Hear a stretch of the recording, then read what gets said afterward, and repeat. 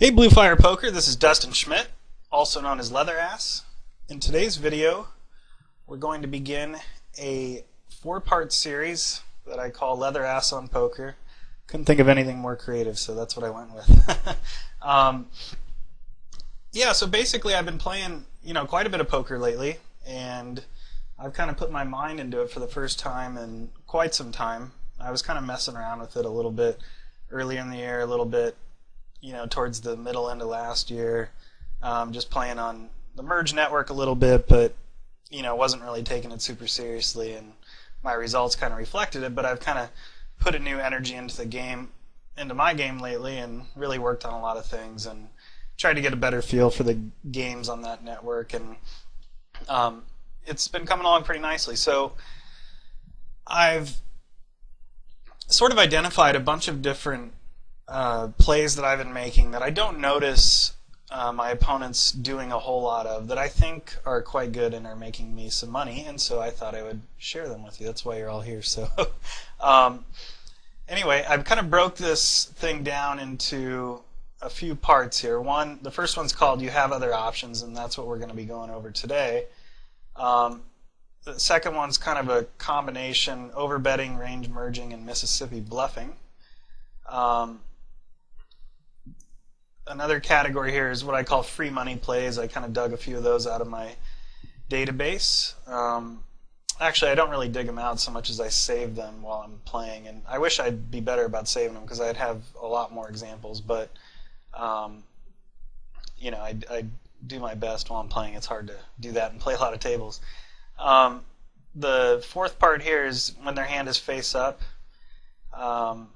Just plays we make when we get our opponent's face up, or plays we make to get our opponent's face up. And the last part here, big decisions. These were just sort of big pots that I played, or big decisions I had to make at some point that I thought would be interesting and valuable to discuss. So with that, we're going to go ahead and start to review the hands. Each link here is a hand, so we have quite a number of hands. This is probably going to be, like I said, a 4 or 5 part series depending on how quickly it goes. Some of the hands explanations might be quite long, and some might be real brief, just to show you an example. So with that, we'll move on to the first hand. Alright, so in the first hand here, we have a short stacker who's gotten a little bit deep here. That's player 2, and then the rest we've got full stack players. This doesn't look like a very good table. I don't think everybody's got a full buy-in, although player 5 might have been the weak spot at the table there with 389. Usually, as you know, the pros kind of tend to have it on the auto top-up. Not all of them, but a lot of them. So we'll go ahead and start it. So player 2 goes ahead and opens to 9, and they're generally fairly tight here in these spots. Not overly tight, but they're getting it in range is pretty tight. So since everybody likes to mess with short stackers, I'll give you a little thing that I think makes me a little bit of money. One is I try and prey on the fact that, especially once they get a little deep, they tend to still open their same range, but they're only going to go with a really narrow range. So once they get like 40 or 50 big blinds, they tend to open, they're like 16 or 18% or whatever they're used to opening there. But then they get it in super narrow, and they don't call 3-bets out of position. So I take a lot of hands like, I'll just take a random like King 3 offsuit and make like a real tiny 3-bet, and I definitely make a lot of money in those spots because they just don't know what to do. And I try and prey on the other fact that they're not very good post-flop at all. So I like to try to do little things to get their hand face up and kind of mess with them a little bit. So since the range of hands he's going to go with here is better than my 9s, I can't really profitably 3-bet get it in. He's not going to call 3-bets out of position, as I said before. So 3-betting this hand makes absolutely no sense to do so, unless I were to think of it some way as like the King 3 type hand, because since I'm basically never going to play the hand post-flop if I 3-bet because he's either folding or shoving, then my 9s really have no value as a 3-bet. Because like I said, he's going to be going with like 10s or jacks plus and like ace king, ace queen, which nines doesn't make money against. So I decide to flat call, as does player 5, and the flop comes down ace king 4. So a few things. One is that I really often will flat big hands against these opponents in position here, because obviously other people can like squeeze you, and especially with a fish in the blinds, I want him to come along. So if I have like ace king or aces or kings or something like that, I'm pretty often going to be just flatting here in this spot. And I'm pretty sure I've played enough. This is one of those short stackers. He's kind of at your table every day, and I've definitely shown up with plenty of monsters, pre-flop monsters, against him in these spots. So I can definitely have some strong hands here in my range. So player 5 checks, player 2 leads half pot, which is sort of his standard bet. And I think he's going to lead this board into 2 people with anything he has, but particularly with a lot of worse aces and king X and just some random total air too, like maybe like a jack 10 or queen jack, be a gut shot, but more or less air. So I start off by just going ahead and min raising him here, and just try to basically get his hand face up here, and he does decide to call. So I think occasionally he's trapping, but not super often. Like he might call and then check raise the turn. So what I'm basically doing here is just basically trying to rep like ace king and trying to get him to fold eventually basically anything he has that's not pretty nutty. So he calls, and deuce comes on the turn. He checks again, and since I think he would take like a hand like ace king, aces or kings, and flat out of position, and then probably check jam the turn, because that kind of tends to be what they do here, I decided to just go ahead and bet $6 on the turn into what, a $93 pot at that point. I could probably bet something more like 19 or 20, because my intention is to hopefully get him to call the turn and then fold the river. So I probably misplay the bet size here on the turn slightly. I'd probably like to make it like 19 or 20, because I don't want to make it like 40, because then he'd just check raise all in, and I'm spending so much. He'll check raise all in with his big hands, and I'll spend way too much to find out that information, that he, whether or not he's trapping or not on the flop. So I do bet 6 here, and like I said, I probably prefer like 19 or 20, and that sets up about a pot-sized bet on the river. But I do bet 6, and he calls. So his hand is definitely super face up here. He's going to be too scared that it's just going to go check on the river if he has like ace king or aces or kings or something. So he'd definitely be putting in a check raise if he had anything strong. And the river comes, and I guess we've got about a little over a pot bet left behind, and he checks again, and I just go ahead and shove him all in here, and he folds. So again, this is just kind of a little way to get their hand face up, and as you can see, that's why I titled this this segment "You Have Other Options," because I know that this is not something that is commonly done, but I do think you can properly make this play against their range here in these positions. And the cards are kind of irrelevant, the nines that I have here. I'm just taking a board where I feel like I can rep a lot of strength and get his hand face up, and then kind of toy with them a little bit and prey on the fact that they're not good post-flop. The short stackers aren't very good. Alright, so this hand, in the spirit of you have other options, is another line I don't see taken nearly often enough that I think is going to be a good way to mix up your play and a good way to just to play hands profitably and put people in spots that they're not comfortable in. And that's I think the main problem with most sort of multi-tabler regs or mass multi-tablers, that they just sort of play their game and they don't really have a wide enough playbook. And when you don't have a super wide playbook, then you make it a lot easier on your opponents to get a feel for your style of play, and it's just a lot easier to handle. If you think about like a football team, if they have like their 5 plays that they run on offense time after time, well, it's going to be a lot trickier than if, as a coach to prepare your team excuse me, a lot easier to prepare your team than it would be if you were against a coach who had just this really wide range of plays and you have no idea kind of what's coming at you at any given direction, and you have a lot to prepare for, and especially if you only have a week to get ready for it, or 5-6 days, which is usually what they have to get ready for it, then you're going to be in for a tricky situation. Doesn't mean that you're going to lose for sure, but it just means that it's going to be a lot harder. And I do like to make it more difficult on my opponents, not for the sake of making it more difficult, but rather for the sake of just keeping them off balance a little bit. So I go ahead and open the King-Jack offsuit here. We're a little bit deep with player 4, by online standards anyway. And I flop an open-ended straight draw here, although it's a little dirty because there's a diamond draw. And so I go ahead and start by just checking the flop. My opponent bets 20, and I check raise to 60 here.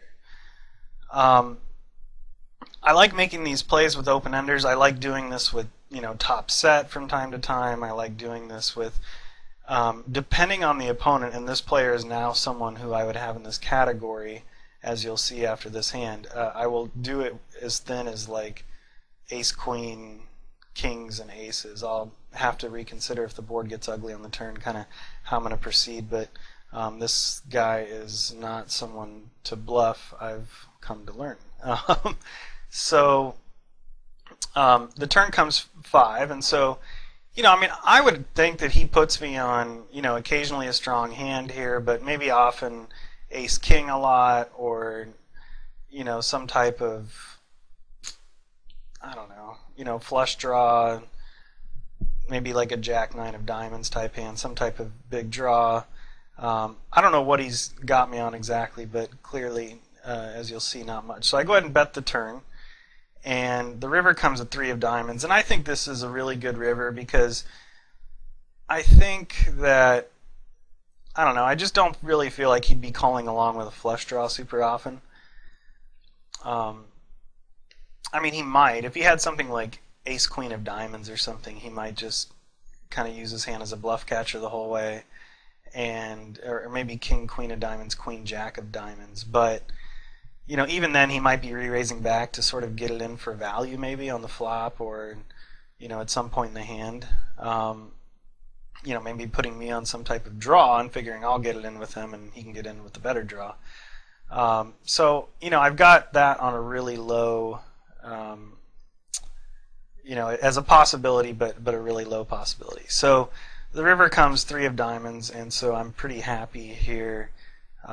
Shoving the river, and my opponent thinks and thinks and thinks and thinks and calls and shows me that hand. So definitely not the hand I was expecting there in that spot. And this is obviously one that it did not work out, but that's okay because you learn something in this situation. You learn that basically this opponent is just going to put you on air in situations like this, and you can start to go for, especially on boards that are a little less wet than this, or if you had like say aces with the ace of diamonds, I could make this play a lot because I don't have to worry too much what comes on the turn, because even if a diamond comes, I pick up a flush draw and all that good stuff. So I think that you can just start going for thinner value when you start to see people basically kind of soul read you like this opponent did here in this spot. And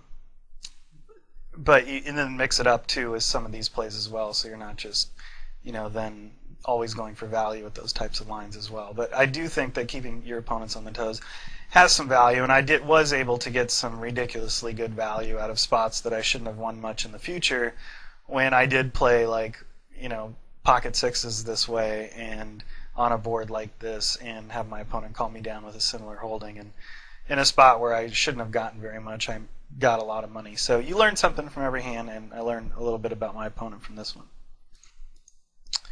Okay, so moving on to the next hand here.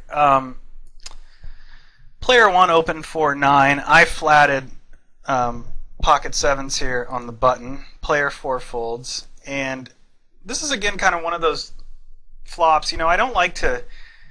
Well, I'll start by saying I've worked with a lot of students. I haven't been working with any new students lately because I've been focusing on playing, but been working with a lot of students over the past year and still working with some. And I've noticed that a lot of people are sort of getting out of the habit of flatting pocket pairs, or a lot of my students anyway have gotten out of the habit of flatting pocket pairs, saying that it's not profitable to do so in position unless stacks are deep. Now stacks are slightly deeper here in this hand, so I think most people would go ahead and flat, but for 100 blinds oftentimes they're just folding like 2s and 4s and 6s and stuff like that in position. And I do think that if you're going to be raising a lot of, if you're going to be making plays on board textures that are good to do so, you can, in addition to playing for your set value, you can absolutely play them profitably. If you're just playing them for set value, well then, maybe it's not profitable. I don't know. I don't really play them that way. I always kind of have a plan on certain board textures to do some things that do make me money, and as a result, I've made plenty of money flatting pocket pairs in position for any stack size.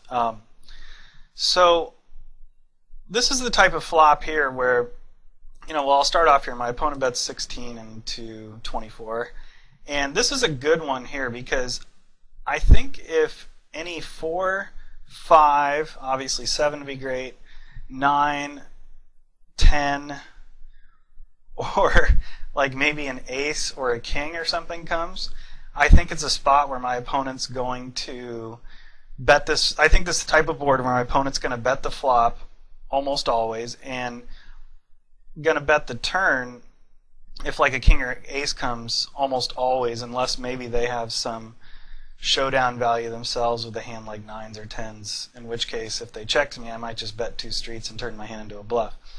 But on like I said, any 4, 5, 9, 10, ace or king, or 7 obviously be great, that kind of picks me up like a gut shot or gives me a good kind of scare card to bluff.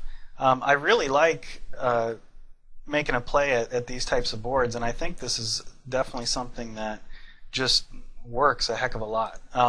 So I flat the 7s in position, and my opponent bets 37, which isn't a huge bet into, especially given the stack size. He certainly doesn't look like he wants to get a lot of money in.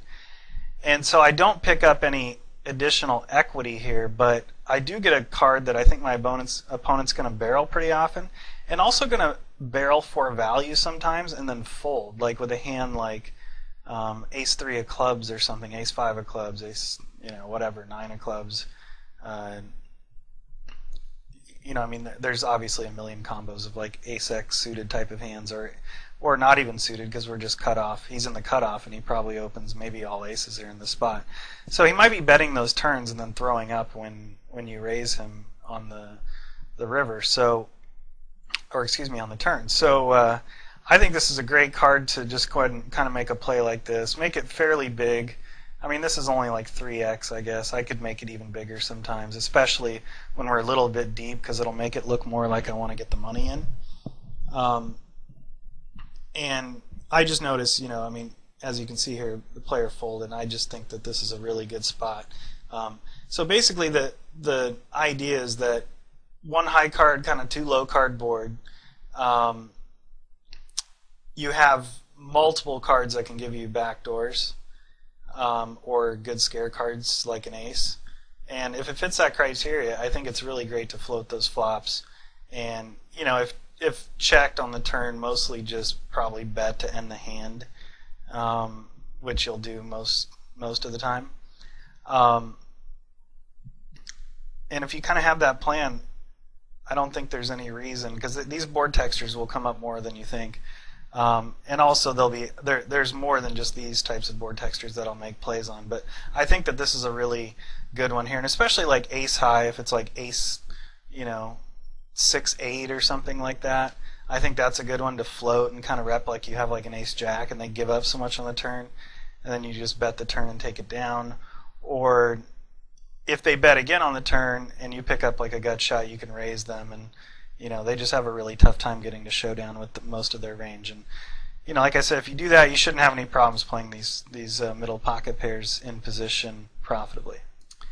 All right, so on to the next hand, and this is something that I feel pretty strongly about, that I do tend to do from time to time, that I think is definitely something you need to have in your game, and it should make you some pretty darn good money. But most people are just way too in the habit of betting flush draws on the flop, as if it's sort of mandatory type of play, and I really think that that's something that is far from mandatory, and I really think that it's something that just to add some level of creativity to your game and to sort of like I said, keep your opponents on toes and just have a wider playbook is something that you should not always do, is just automatically think you have to bet a flush draw on the flop in this type of position. So I go ahead and raise to 5-7 of clubs, and also quickly to go back to the original thought, there's a lot of value in getting people to put you on hands that they don't think that you can have, and you can really get some mega value sometimes when you make a flush, on the turn or river, and they feel like you would always bet a flush draw on the flop, and maybe you raise them on the turn and they think you're just raising like a dry ace or something like that, and they start to go nuts with some type of top pair hand, just putting you squarely on a draw, and then they get the money in dead sometimes. I think that I've had that happen so many times, and I've also had just a lot of hands that sort of play out the way this one plays out, that I really feel strongly in the profitability of making of checking back flush draws. Not always, of course. My standard is actually still to bet, but just from time to time, and depending on the opponent type and stuff, to mix it up a little. So I go check on the flop here. Turn comes a deuce, and my opponent leads. And my standard when I do check the turn, or excuse me, the flop, is to raise the turn, or maybe call the turn and raise lots of rivers even when I miss. Not too, sometimes the board run out just doesn't work out and you just call the turn and then you fold the river, but a lot of times it presents some opportunities as well. So I go ahead and raise here on the turn, just kind of a smallish raise, and I don't really know what my opponent's going to think of this. He's probably going to think it's full of crap quite a lot, because I'm kind of only repping like pocket deuces, or if I had some type of, I guess it's on the button, so I could have like a 10 deuce or 8 deuce type of hand, or even 3 deuce. I guess those would be in my check, possibly my check back range that would raise the turn. So I'm not always full of crap here, and I would certainly raise those on the turn if my opponent led. So anyway, I do raise the 5-7 of clubs, and my opponent comes back over the top. And we've got a little bit of a stack here. We're not super deep by any means, but we're not 100 big blinds either. So going to have a little bit of extra room here. So and the thing is I think he thinks he's going to think I'm full of it quite a lot on the turn here. So I may just want the last word too. And so I go ahead and flat on the turn. And the river comes an ace, and my opponent leads. And so, to put him on a range here, I don't really know if I can put him on a range so much. I think he could have kind of anything.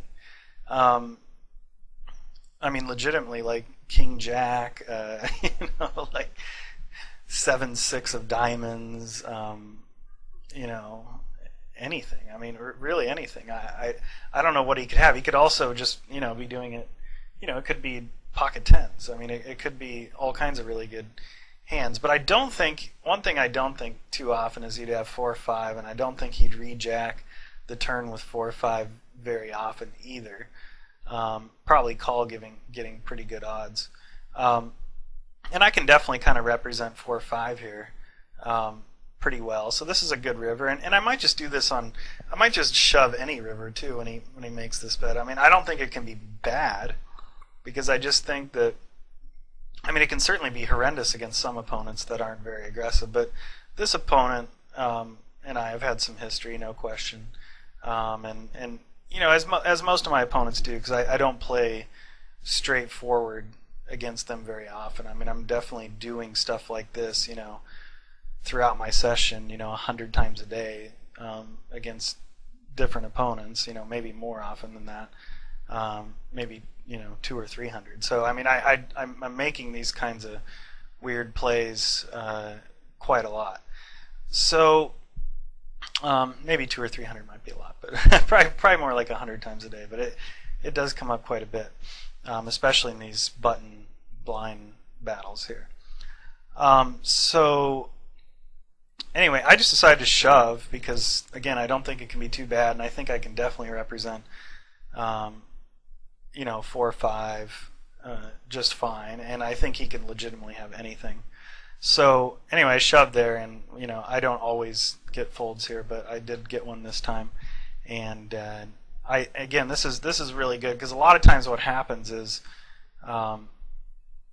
you know, you can have like a club roll off in the river and your opponent leads, and then you like do something like min raise to give him the chance to have the last word. Then he shoves because he doesn't think you can ever have a flush, and he thinks he can rep a flush. And you can't, and then he shoves. So you can just get some real good mega value. Just there's just a lot of opportunities like this that come up when you play hands a little differently than normal. And honestly, I wish I wasn't always on 12 to 14 or 15 tables, and I could take advantage of more of these spots because they definitely come up, and I work my best to identify as many as possible. But it's not always. I certainly miss my share. Alright, so I have another example of a play here that's definitely way underutilized, especially in this new era of poker, I like to call it, where, you know, everybody's sort of, you know, everybody's a dur, let's say. You know, everybody, I mean, obviously he's making these plays much more sophisticated, and I don't think everybody necessarily understands a really loose aggressive style as much as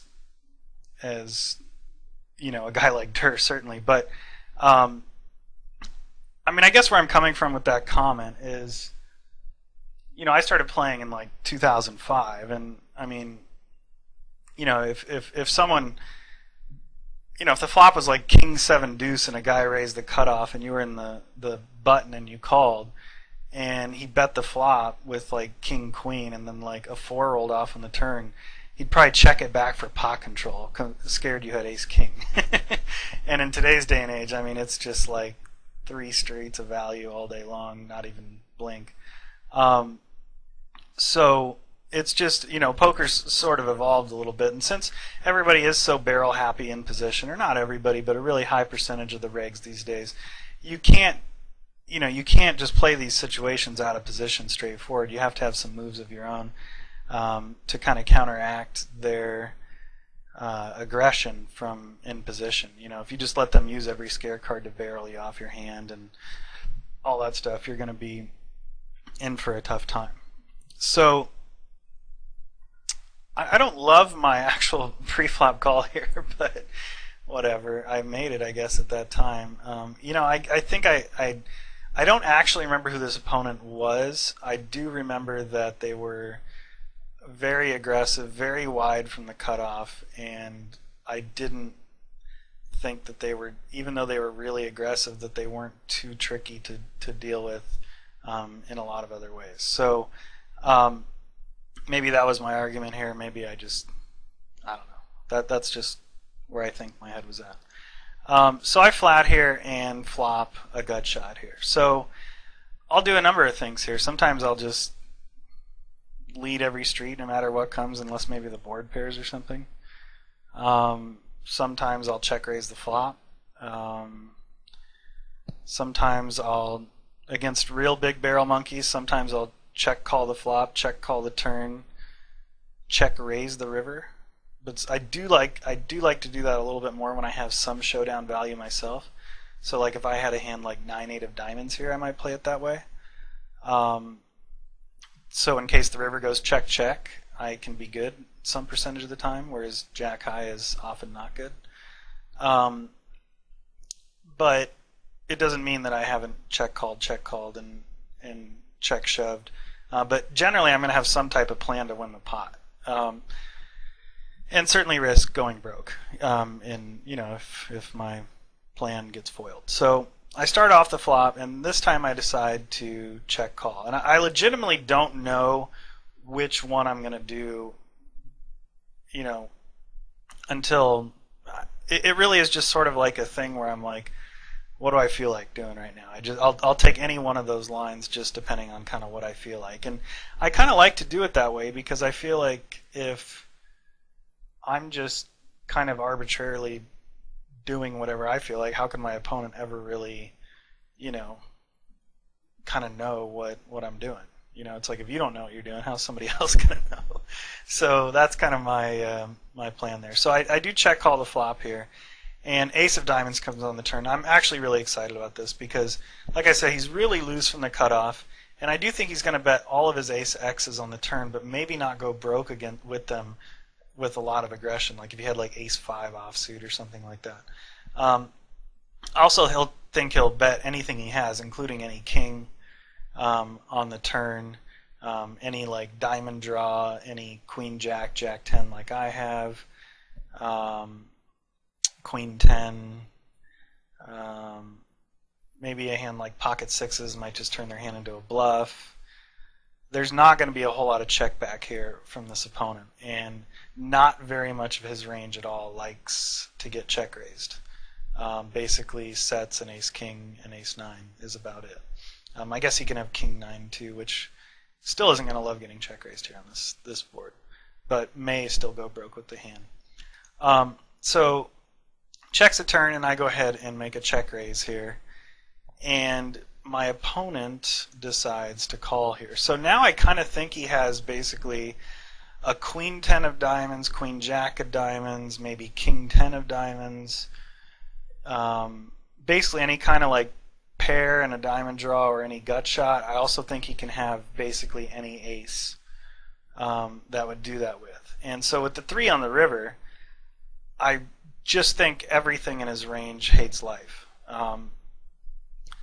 Occasionally I guess he could be totally slow playing, like if he had aces or kings or 9s or deuces or something. So that might be in his range, although with a flush draw on the turn, and he might just commit himself putting me on some hand that will just go broke, or some hand that he doesn't necessarily want to give a free card to, like if I had queen jack of diamonds or something, which has some pretty good equity. He doesn't necessarily mind raising and me folding, and I might raise and call with those hands anyway.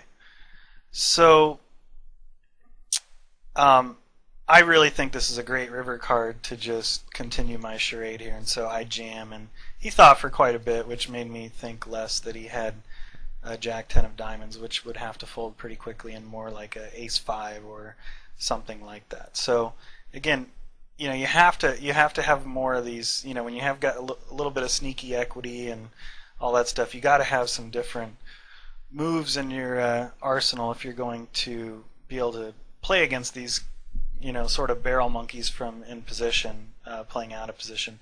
I think the mistake a lot of people make is that they call because they feel like their opponent's range is so wide. They call with a lot of decent hands, but then don't have a great plan for the hand.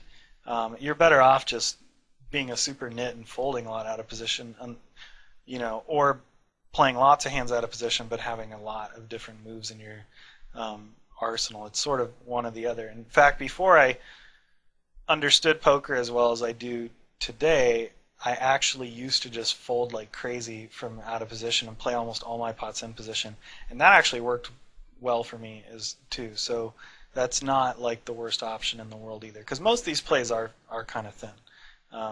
Let's be honest. All right, so on to the next hand. Another thing I'm definitely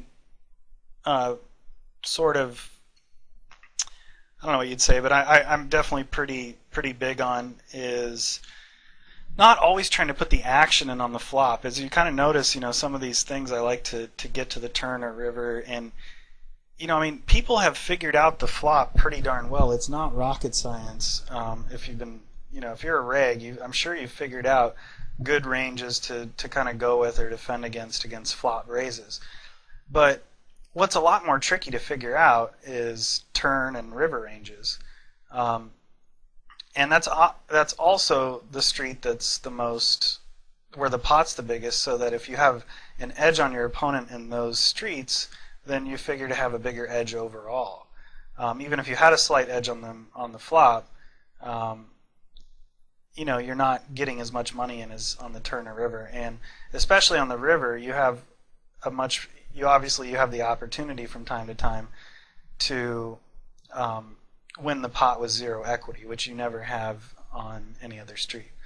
So anyway, I just don't like, I obviously will raise sets and strong hands on the flop, plenty often, but I don't like to make that the default play. I really like to have, just to put my opponents in, different spots that they're not used to, because everybody else is just so quick to just use the flop to put in all their actions. So I flat sixes here, small blind comes along, and button folds. And so great flop, obviously. I flop, third nuts. So I go ahead and flat.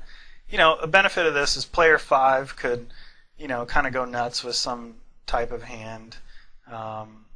And maybe player 3 puts him on a draw and gets it in with ace king, and then I call with sixes, and then this guy calls with a draw, and I've got all this equity, 3 ways. So sometimes fun stuff like that happens, but that's obviously not the standard. So I do just go ahead and flat, and so does player 5, and so we're still on the pot here, obviously. Now 7 comes on the turn.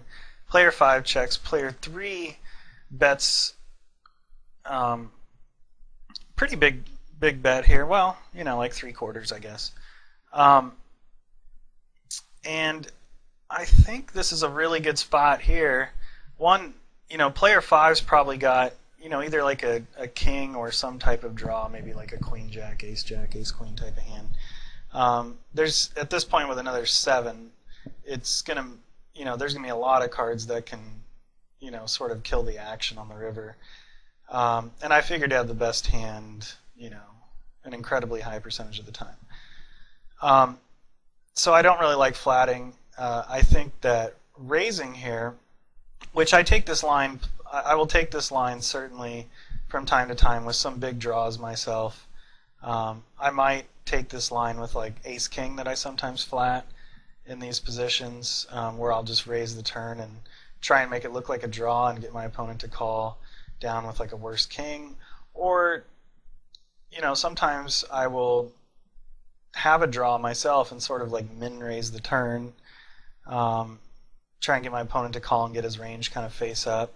Usually with a monster draw, I prefer that. Like if I had like ace queen of spades or ace jack of spades or queen jack of spades, because although I'm not necessarily opposed to raising the turn and then having to fold draws, it definitely is less fun.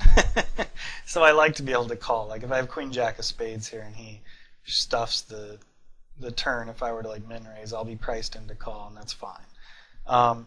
But here I just went ahead and just tried to make it look pretty drawy and just kind of shoved the river, and he thought for some time and then called with this hand, which luckily he didn't get there on me, but and I don't blame him for calling, especially since he had the one of the sixes blocked.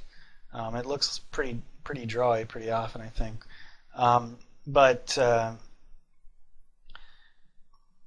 a better example would be if I would have shown him calling there with king queen or something like that and having no equity, or ace king, which happens a lot when you play hands that way. So anyway, give that one a shot as well. I think you'll like it. All right, so with the next hand here, I'm not going to spend a lot of time on this hand. This is just one of those that we can kind of breeze through. But again, I don't see this often enough at the tables, and I thought it'd be worth pointing out. So I open here with sixes. Flop is obviously horrible for my hand. 2 overcards, all spades. I don't have one. This is a board here where basically I just give up. I think too many people get involved with trying to barrel this one through or bet the flop. I think a much easier play is to just go ahead and check the flop. and see what happens. If player one bets, you just fold it. But if he does check, generally they just sort of bet their air here, and they will sort of check back some like medium strength type of hand that has a really difficult time getting to showdown. And especially since I go for check raises so often on the flop with like really good hands, which that's another benefit of having strong hands in your check raising range, is you can get away with these plays more often because people worry about getting check raised by you.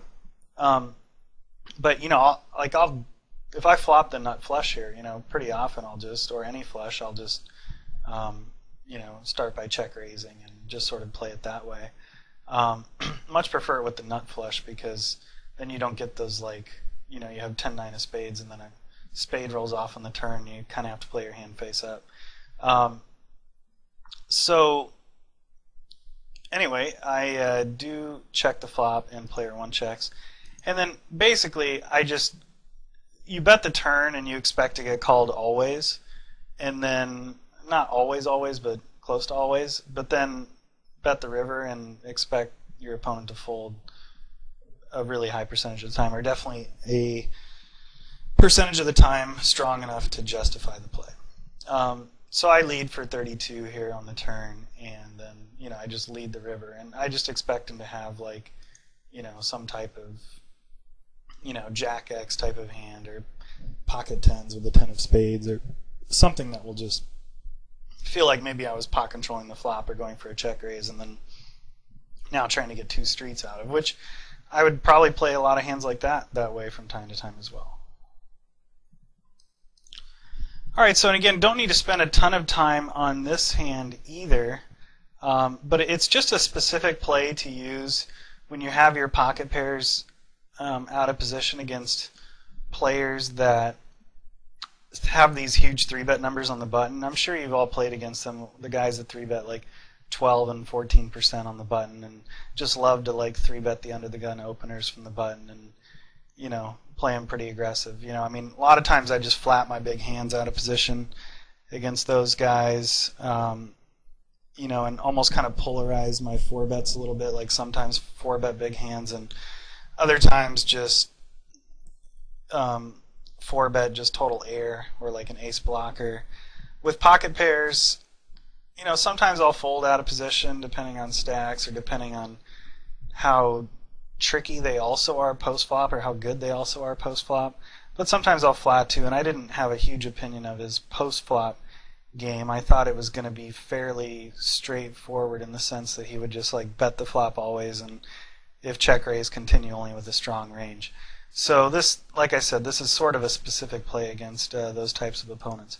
So I get 3-bet here, not, I guess a pretty regular size 3-bet.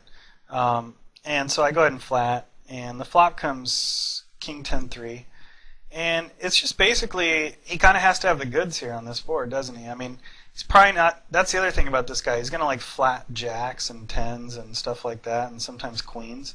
So he's kind of one of these guys where it's he has, when he 3-bets you in this position, he has ace, king, kings, aces, or junk. And bets the flop always. So, and if he's, 3-betting 12% or whatever, then we know that it's mostly junk. And this is just, like I said, unless he basically has a flush draw,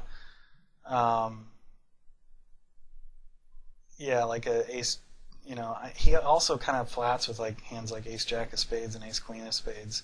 But his 3-bets tend to be all these jack 8 offsuits and queen 9 offsuits and stuff like that.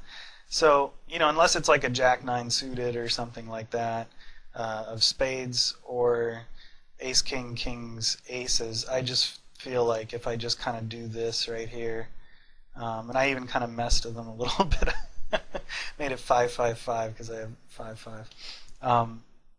Anyway, I just kind of messed with my opponent there, and risking 555 to win almost 600-700. I can't remember exactly what would be in the pot there at that point, but it looks like around 660, 650, 650, let's say.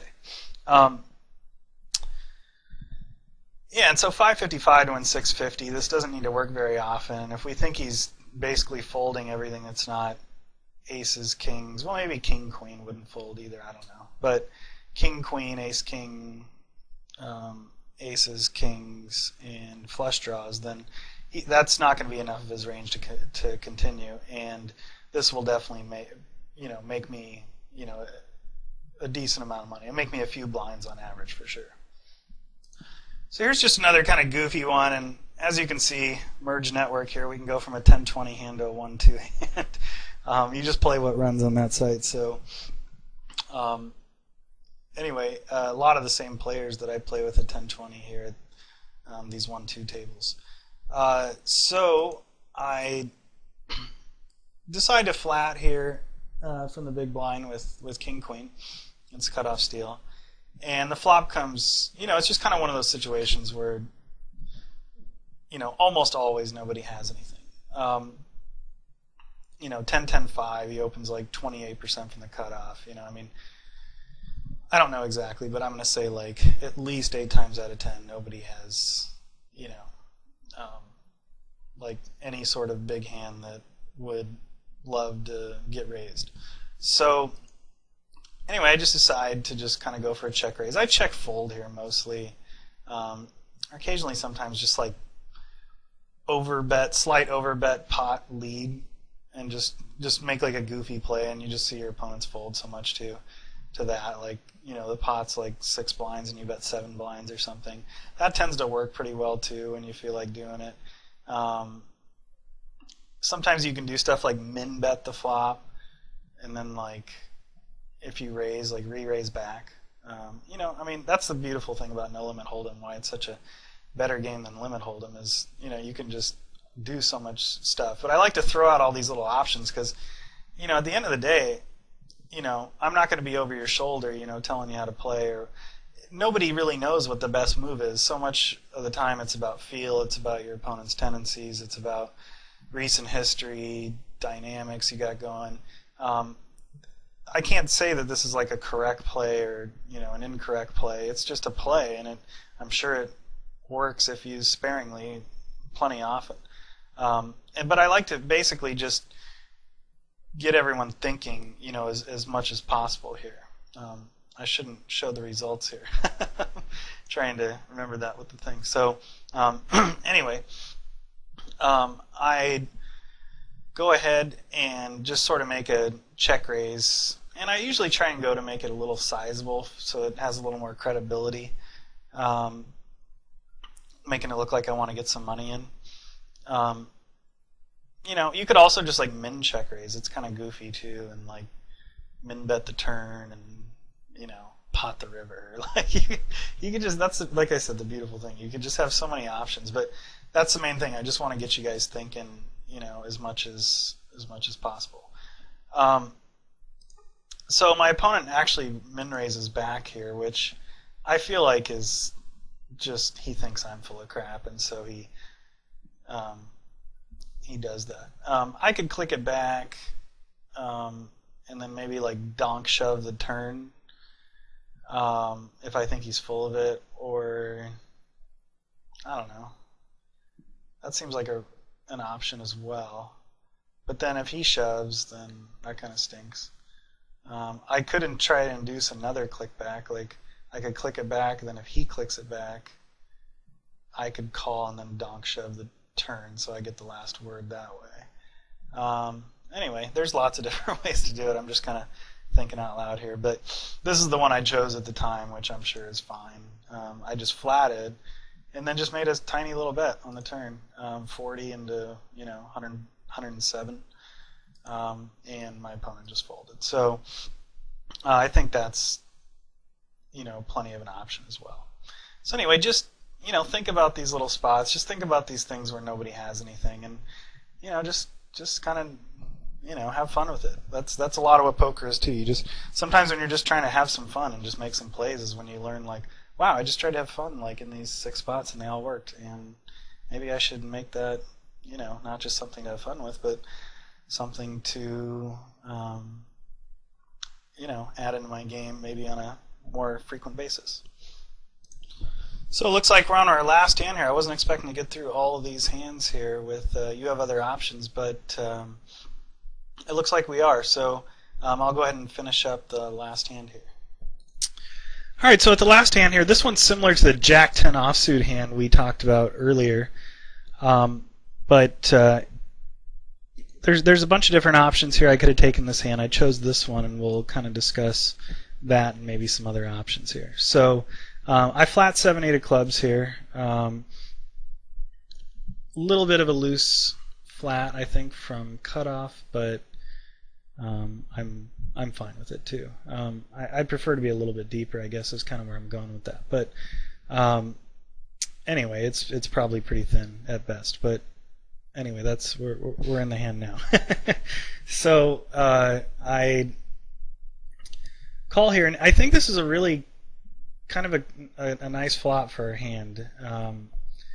It's the type of flop that's, with people opening so wide these days and cut off, or at least relatively wide to 2005.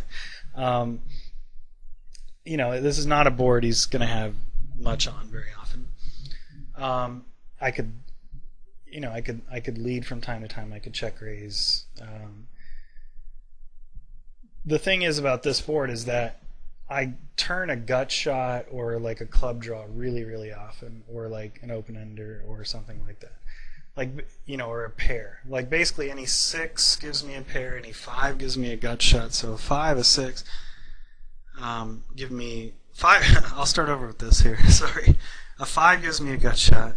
A 6 gives me a open ender. A 7 gives me a pair. An 8 gives me a pair. A 10 gives me an open ender, and a jack gives me a gut shot. And a queen, king, or ace is the type of card that they might kind of always barrel the turn with, because I look like if I check call I have like pocket 5s. And it can be a good spot to make a check raise, especially if it's a queen, king, or ace of clubs, which gives me additional equity. So basically like the whole deck. Not the whole deck, but close to the whole deck. Gives me some type of, gives me some options. So, like I said, that's why I really like this flop, and it's hard for my opponent to hit. Certainly hard to hit in a big way. So I decided to start off by check calling. Like I said, I could check raise for the same reasons, because I'm going to pick up so much equity on the turn so often. And the turn does give me, no shock, some type of card to work with here. Not a dream card. I mean, I think the 6 of clubs is the dream card, or the 10 of clubs, but good enough. I get it's certainly one of the better cards. So I check. My opponent bets 45, and I go ahead and make kind of a smallish check raise, not even 3x here. I think I can rep 10-9. I think I can rep any set here. I'll take this line with sets for sure. And it's also the type of card that, again, my opponent he's going to pick up some outs himself quite a bit, like all of his like king jacks and queen jacks and king queens and flush draws and 8-7s himself, hands like 6-7 of hearts, ace-3 of hearts, ace-5 of hearts, 5-6 of hearts. There's lots of hands that are going to bet this turn and then get check raised and can call me. Or maybe a 10 might also bet and then call one bet just to kind of keep me honest or something. So I go ahead and check raise here, and my opponent calls. And so this is a situation where when he does call, I think an ace is a really good card. Well, it's like kind of everything kind of can maybe fill him in and kind of maybe not. Like, it's like, do we like a ace because he'll fold all his queen jacks, king jacks, jack eights. That's another one I didn't mention. Even jack 7, those types of hands, like jack 7 of hearts, certainly. So we don't really know like what can fill in. So usually when I don't know and I feel like there's so much he can have, like he can bet call such a humongous range of cards here on the turn because he'll have some type of pretty big draw that I think I really want the board to pair mostly, because I think that's the one that I think this 9 is a great card for me to just rep my 9, 10 or my 2s or 4s and get him to fold, you know, all of his ace 3s and ace 5s and queen jacks and jack 7s and, you know, over and over and over. But I don't know. I feel like, you know, as a heart good, because maybe I could rep like a check raise an ace 3 of hearts type of hand myself. You know, as a obviously a jack's, you know, great. A 6 is great, but you know, is an 8 good to continue my charade because you know, it does fill in queen jack, jack 7 types of hands, or maybe an 8's a good hand to check call the river with, because then maybe I can get him to bluff all his ace 3s and stuff like that. So you know, a 7 or an 8 might be a good hand to then check call, because I don't really think he's ever value betting a 10 or a 9 there in that spot. So I'm pretty sure if especially a 7, because that only fills in jack 8, which is less likely I think than queen jack. I think that definitely a 7 is going to be a great card to check call. But then there's also like, well, maybe I could have bet and gotten my opponent off of a 10. So basically, like, it's kind of hard to make a mistake on the river. You can check call if you make a pair, or just lead any river, and just hope that he, you know, whatever card came didn't fill in whatever he's looking for, because we don't know if a 3 is bad or a 5 is bad, because it fills in wheel draws. I mean, you just don't know. The whole deck's like kind of can be scary, but we know that our opponent's rarely going to be strong here, and we just hope that, like I said, we can just shove and hope it doesn't complete whatever he had. And that's kind of usually what I go with, because I think more than likely it won't complete what he has, or at least I'm getting a fairly decent price here. It doesn't even need to work half the time on the river. So I'm going to shove, I guess, almost any river, but probably check call a 7 or an 8 pretty often. So anyway, it's kind of a crazy hand. 9 came, and I did just go ahead and shove. I thought that was a great river because it doesn't complete all the hands that he can have, and you know, I don't know if he would actually withstand that much aggression with just like a 10 or something like that. I guess he could also have like jacks, queens, kings, or aces, but that's kind of the same hand as like a naked 10. I don't know if he's good enough to think that way, but it basically is the same hand. So anyway, I thought we'd kind of end on a pretty interesting one there. We did get through, like I said, all of the you have other options, so I think next time we'll probably do the overbetting, range merging, Mississippi bluffing, and then the free money plays. Maybe we can get through all those in part 2, and then probably the big decision ones are all going to be long explanations, so we'll probably do when their hand is face up, and then a few big decision ones, and then finish off the rest of the big decisions. So it looks like it's shaping up like a 4-part series. I hope you guys enjoy it.